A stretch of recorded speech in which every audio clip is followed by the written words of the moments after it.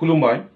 गिबियावनो साफ्रोमबो रायजो राजाफोरनिसिम दुलाराय आसाम ट्राइबेल फरायसा आफादनिफ्राय खुलुमनाय मोजां मोननायखौ जासिहरनाय थाबाय। आं दिनै माखासे दुखु गोनां बा नंथारै खौरांखौ बड'लेण्ड रादाब आरो बड'लेण्ड बुब्लि पर्टेल निउजआव आंनि मुंखौ नुनाय जादों, जेराव आं बिनि बागै जेबो मिन्थिया। बिटिआर एकर्डनि हेंथायै PIL होग्रा सुबुंनि गेजेराव आंनि मुङा दंफायो।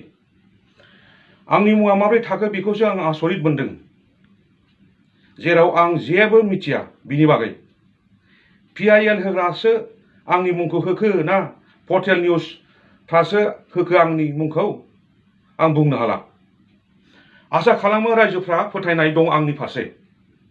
लोगोसे बेबायदि आंनि मुंखौ सरजाबफानायाव आं जोबोद दुखु मोननाय थाबाय। इयुनाव बेबायदि नंथारै हाबायाव नाम फुनदेरबावोब्ला आत्सुनिफ्राय गोख्रों हाबाफारि लानाय जागोन। गोजोन्थों। आत्सु लं लिभ।